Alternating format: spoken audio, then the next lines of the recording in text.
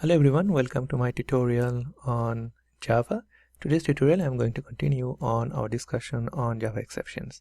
We know that there are two basic type of exceptions that we are interested to handle. One is the checked exception, and these checked exceptions, if you don't handle it, then the compiler will give you an error. So that's why these are also sometimes called as the compile time exceptions. So an example of checked exception is the IO exception. And when it happens, let's say you are opening a file, or you are going to read or write a file right from that file. So if any method is going to perform any of the IO operations, that method has to handle this IO exception, because IO exception is a checked exception and the compiler will force you to handle it. The other type of exception is the unchecked exception, and we are also calling that the runtime exception, because these exceptions we can see only when we are running the program. During the compile time, the compiler will not give any error for this. And an example of runtime exception is the null pointer exception.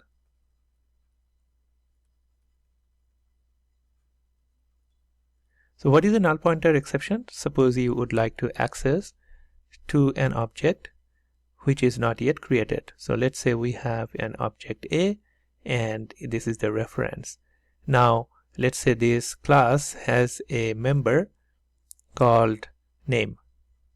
So if you'd like to, in the next statement, if you'd like to access the variable like this, then it will give you a null pointer exception, because this A is pointing to, at this point, null. Okay, and one thing we need to remember, that unchecked exceptions are the runtime exceptions. The task or the job is the programmer's job to handle this kind of exceptions. Okay, so the main difference between the checked and unchecked is that the checked exception the compiler will force you to handle, but the unchecked exceptions or the runtime exceptions, the programmer needs to know that when this exception may happen, and accordingly they have to program it. That is the difference. So now in order to handle these things, we need to get familiar with these keywords: try, catch, finally, and then we have these throws and throw clause. So these are the 5 things, or the building blocks we can say, to handle the exceptions. And there is a syntax for this. So let's say we are going to use the try catch finally. So here it is the try, and then you put your statement, and if something happens to this block, the next statement will come here in the catch block. Okay, and within the catch, in the parentheses, you have to put the name of the exception, and then we have the finally block. So this is what the basic syntax is. Now so we have seen that there are two kind of exceptions we are interested in, and we have also seen the block, or we have seen the basic syntax, that how we are going to handle it. Now let's say that if there is a checked exception, how we are going to handle it. There are two processes, or two methods. Number one, checked method for checked exception. Number one is that the method can use throws clause and let the calling method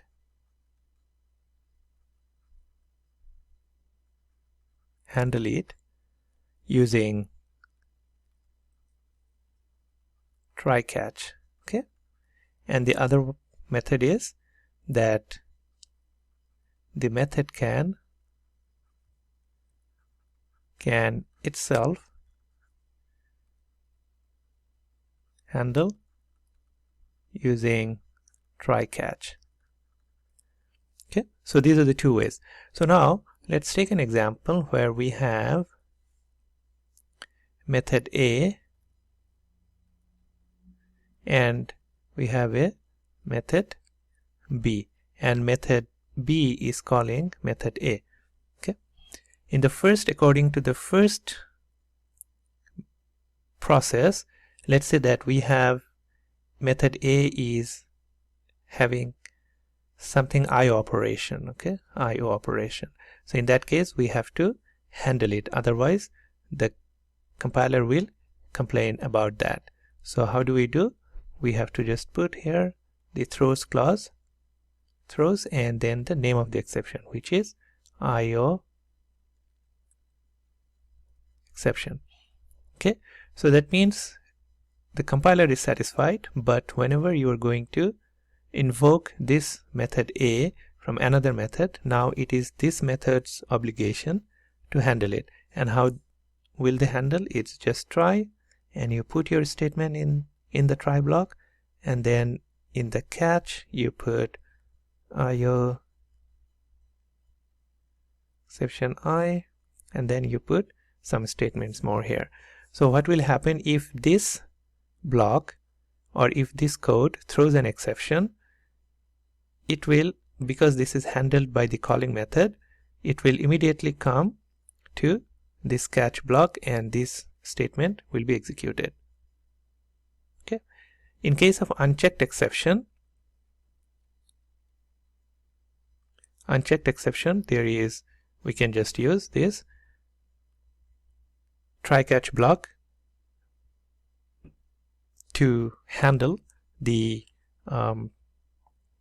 exception. So now let's get into the code, and I have one code here, and you can see the class name is exception01, and over there the purpose of the class is, or the purpose of this particular method is, I am asking the user to give a file path for a specific file, and the user is giving the file name and I'm reading it, and then we are opening that file using the new file, this method, or this new statement, and then we are reading the content of the file, and then we are outputting it.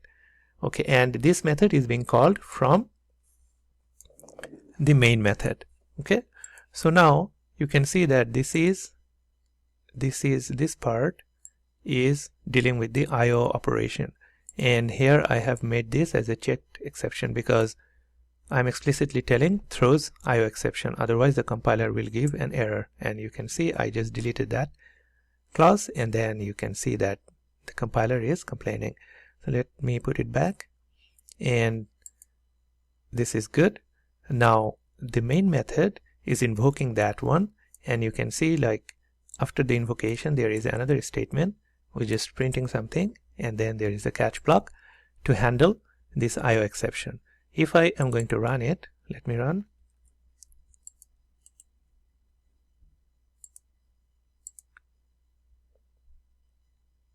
And the file path is, and you can see that these are the contents, just three numbers, 5, 10 and 5, and then the try block is executed. This line is executed. Okay, so this is the normal flow. But what happens if there is no file by that name? So how does it work? Again, let me run it,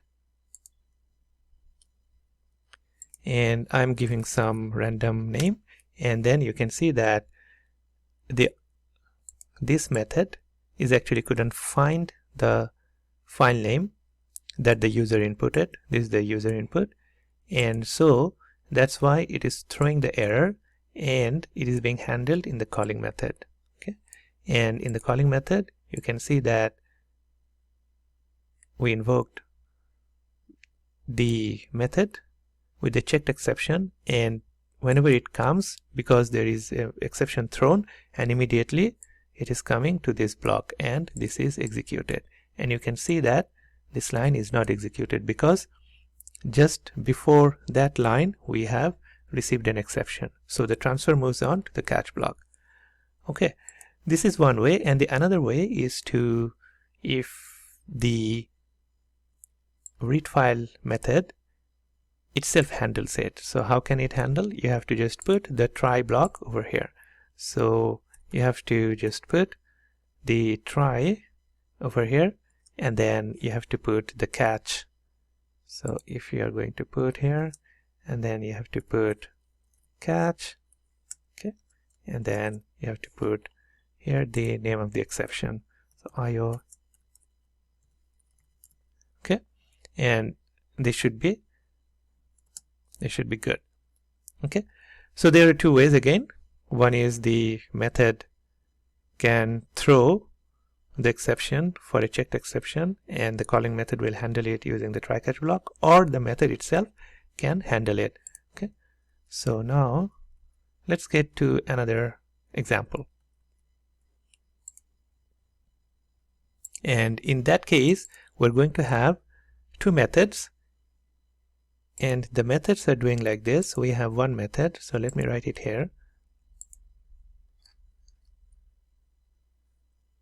So we have one method, first method, reading file, and then putting strings in an array. And number two, this method is calling this method, and using the array, what it does, reads all the elements in array and converts the elements to number and sums. So in here we have in the file 5, 10 and 5, and within the CSV file these are separated by a comma and considered this as a string. So when this one is passing the array to this method, it's basically doing like this: 5, 10 and again 5. Okay, and this method is doing what? Converting this 5 to the number 5, and there is a method called %int. We'll look into that.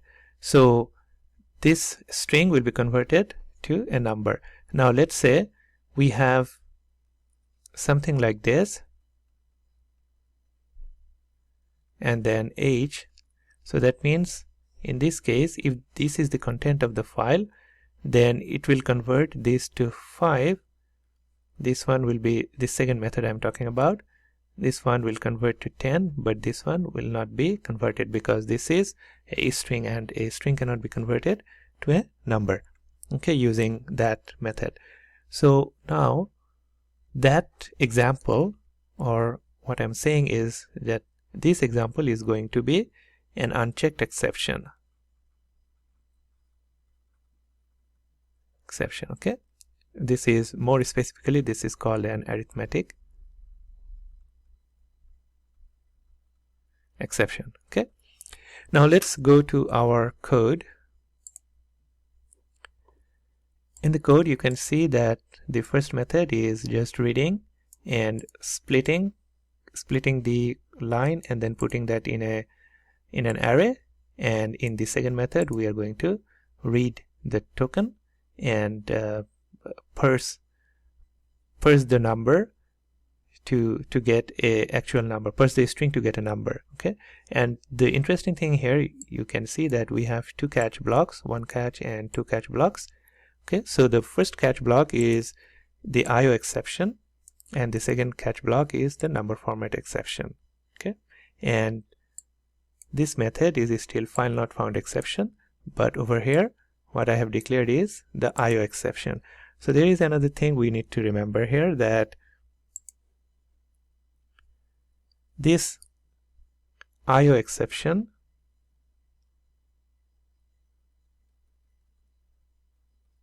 is kind of like a parent exception, and under that we have file not found exception. Okay, so that means this is IO exception is a superclass and file not found is a under that subclass or subtype. This is IO exception is a supertype exception and file not found is a subtype exception.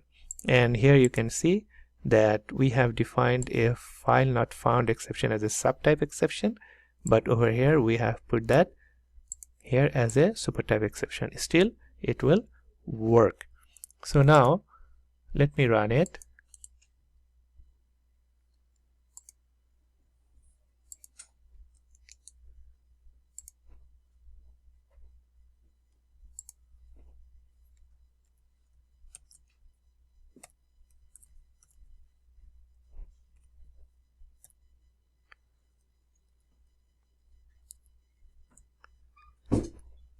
So when I run as data1.csv, and because that data1.csv file has a corrupted data, so it is coming over here when it was trying to parse the number and it couldn't parse, so immediately it came to this catch block. Okay, and it said like could not load data. Now if I'm going to run it again, and I'm going to give a whatever name, and then you can see that it says could not load file. So this is what it came here, could not load file IO exception. Okay, so it came over here. So we can see that whatever your exception type is, if you have different catch blocks, it can still handle it. Another thing, remember that we have defined here the file not found exception and we have defined IO exception. It is always better to put the specific exception, because under the IO exception there can be so many other different type of exceptions.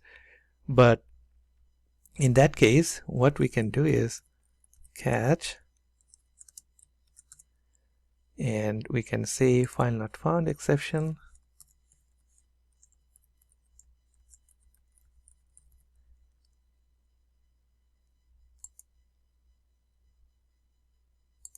we have to just import it,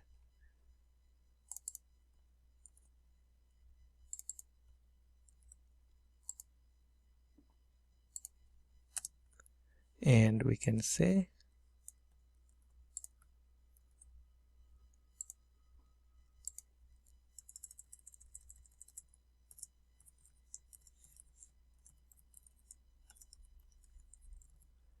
alright. So when we run it,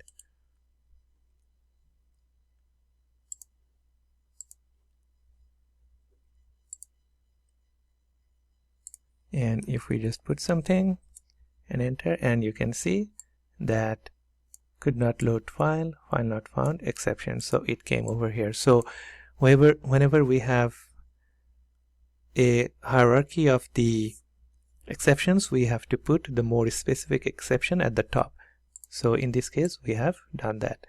So we can see that there can be multiple catch blocks. Now let's move on to the other thing, that is the finally class. Okay, what we do with the finally. So the finally is something that is going to be executed at any cost. Okay, and generally the operation is coming like this: the try block will be executed. If there is a problem, then the catch block will be executed, and finally will always be executed. Or if the try block is executed, there is no problem, but still the finally block will be executed. And it is especially important when you are opening some resource and we need to close the resource. Let's say you have opened a connection with the database. So what we need to do, we need to close it in the finally block. If we don't close it, this can be problematic. So let's now run it.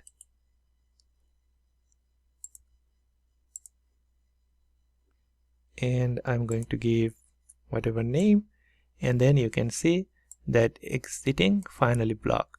So it came over here to the finally block. There was an exception thrown in my try, so it came over here, okay, and then it did what? It came to the finally block, and if the contents is not null, we are saying that okay, close the contents, and then it is exiting the finally block. Okay, so that's all for today. Thank you very much. In the next tutorial, we'll be talking about the throw in class. Thank you.